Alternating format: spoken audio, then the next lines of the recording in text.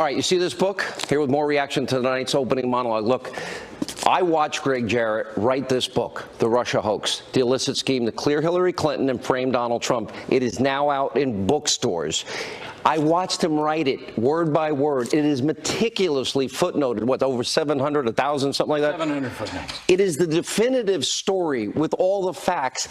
And this weekend, everything in this book, because I read an early copy, is now completely verified with this. The book tells the story not only of what happened over the last 2 years, but what is still going on. And the documents that came out over the weekend prove one of the main theses in the book, that the Fisa court was lied to, they were deceived, evidence was hidden. How do you lie to judges? Well, you can't. How do you delete emails, acid wash hard drives, bust up the... How does any of this happen in America? You know, it's amazing. I look back at Comey's testimony, and one of the things that people don't seem to remember is Comey was asked very directly by Jason Chaffetz during congressional testimony, did Hillary Clinton give classified documents to people who did not have classification status?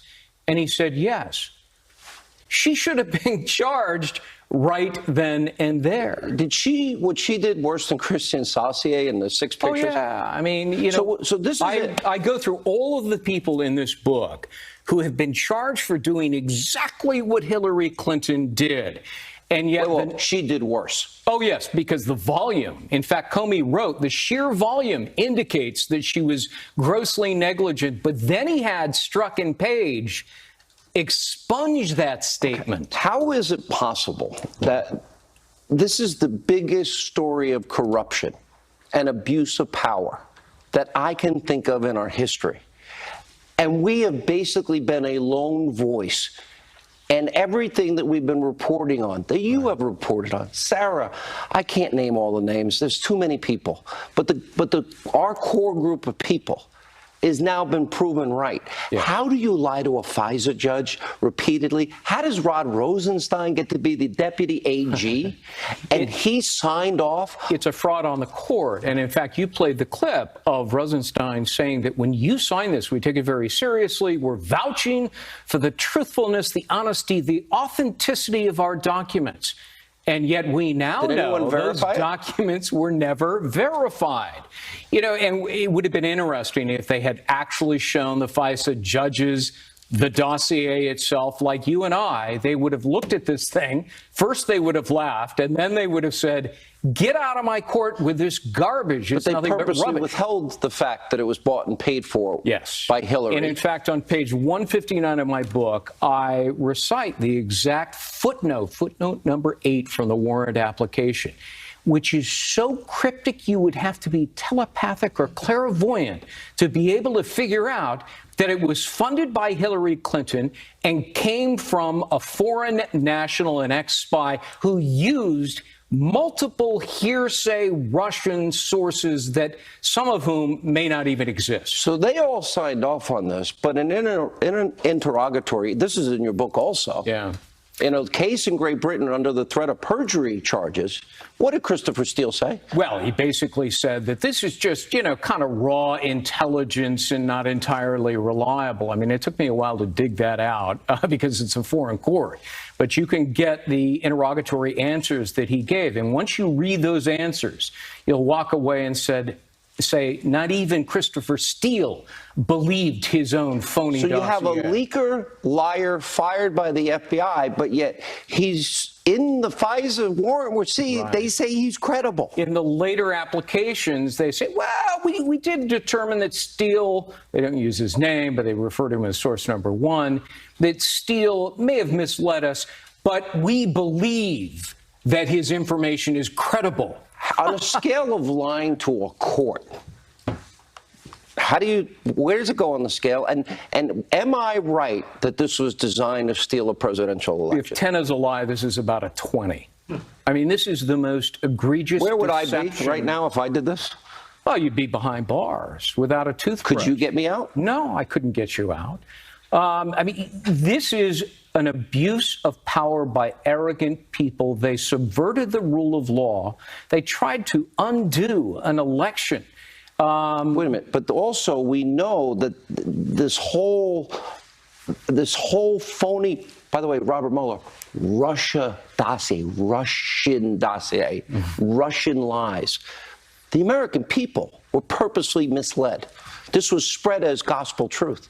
It was. And so much of what Comey had to say, I mean, I invite people to go back and look at what Comey said originally. He said, no reasonable prosecutor would ever bring such a case. Oh, really? I haven't yet defined a prosecutor who wouldn't have loved to bring this case. There was so much evidence against Clinton. It's in bookstores everywhere. This is it. This is the book. Congratulations. Destined to be #1 New York Times bestseller. Thanks to you. No, people need to read this book. It's all in here. All of it. Meticulously done. I watched you write it yourself, which was rare. Good job. Thank you. All right, Newt Gingrich is next. Stay with us.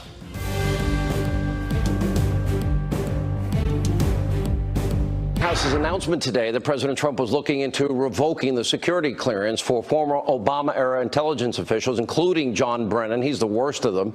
James Clapper, Susan Rice, Michael Hayden. The destroyed Trump media predictably, well, basically, if Trump breathes, they go into meltdown mode. Take a look. Sarah Sanders there, let's just call it what it was. She really threw a grenade in there when it comes to this news that she's now saying the White House is now considering not only revoking the security clearance of the former CIA chief John Brennan, but also that of Comey, Clapper, McCabe, and Rice. There's really no way to look at this other than President Trump wants to punish his critics. Well, Jake, there's no question about it. Wants to punish them and silence them as well, perhaps. Truly extraordinary and unprecedented threat from the White House, but it doesn't seem grounded in reality. This is a very dangerous day for American democracy. This is the move of an autocrat, not an American president. We shouldn't minimize this. This is a huge deal. This is Nixonian. This is the president threatening to use his power, essentially, to punish his political enemies. There's no other way to look at it. No, the other way is they abuse their power as it relates to, trying to influence the American electorate with Russian lies that Hillary paid for. He was the author of the New York Times bestseller, Trump's America, The Truth About Our Nation's Great Comeback. Fox News contributor Newt Gingrich, we're expecting GDP growth. Barclays today revised their prediction. I don't think it's going to get there, to 5.3% for the quarter. Anything above 4 would be a grand slam home run by any proportion. Let me get to the important issue here. I've never seen a group of people lie to courts like this, fix an investigation like this, that had turned on one presidential candidate like this and abused their power at such a level, lying to FISA judges to spy on Americans. We don't have a constitution, sir, if this stands. Well, no, we do have a constitution. We just have to fight to preserve it. Well, that's shredding Benjamin it, isn't Franklin it? said to the. Well, what Benjamin Franklin said to a woman right outside the Constitutional Convention when she said, "What have you achieved?" And he said, "A republic if you can keep it." We're in that kind of a cycle again. Look, if I have any complaint about what Sarah Sanders said today, that the president thinks he's going to do in terms of these people, is he's not going far enough. He's not being serious enough. I think we ought to have some kind of open reporting on every single person who lied to us about Benghazi. I think we ought to have a really serious look at all the different ways in which the establishment grew more corrupt, more dishonest, more willing to lie to the American people. And if I were going to fault the president, it wouldn't be for going too far. It would be for not methodically and systematically exposing to the American people, starting, frankly, with the Fisa warrant. There's no excuse for that warrant being redacted anymore. Mr. Speaker, and he can, at a stroke of the pen, they lied to FISA court judges 4 times.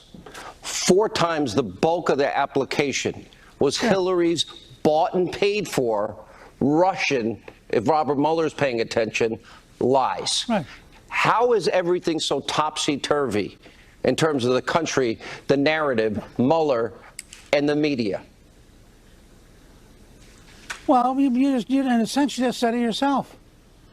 We know who these people are. The question is what we do about it. I mean, I have no doubt that the New York Times and the Washington Post and CBS News and all the other manifestations of the establishment are desperately seeking to prop up the corrupt system which fed them news stories, which took care of them, which made them feel like insiders. And I have no doubt that this is really an all-out fight between the old order, desperate in its dying phases, and the desire of the American people for honesty. But what about... But Sean, I think the real challenge, the challenge here is not them. I'm going to surprise you. The challenge is not them. We know who they are. The challenge is us. And the fact is, starting with the president, we haven't been tough enough, we haven't been direct enough, we haven't been focused enough. And I think if we were, this whole thing would collapse in a matter of weeks because it is so sick and the stench would be so great. And I just gave you 3 or 4 examples. How about we start with the redactions? And here's the challenge. Perfect. We could start with the redactions. How does Rod Rosenstein be as conflicted as he is? And he signed the last warrant based on Russia lies. And he appointed Mueller.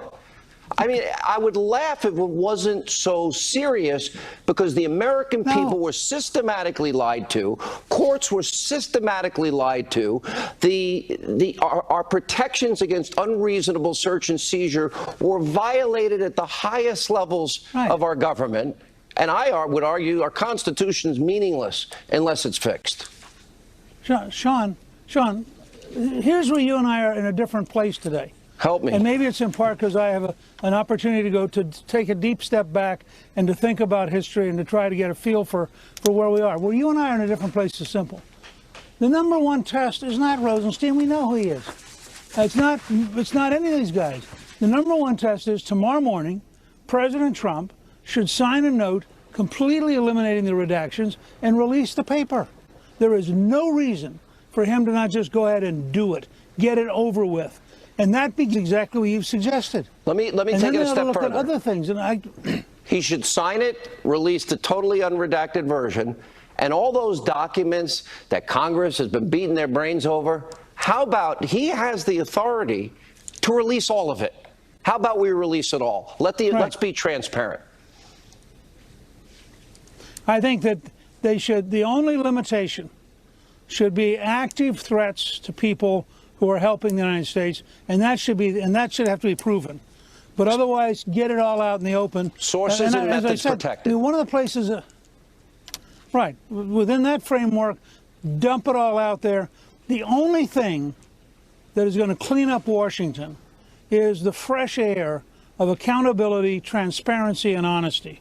Nothing else is going to clean this place up. It is a snake pit, and the more we learn, the sicker we realize it is.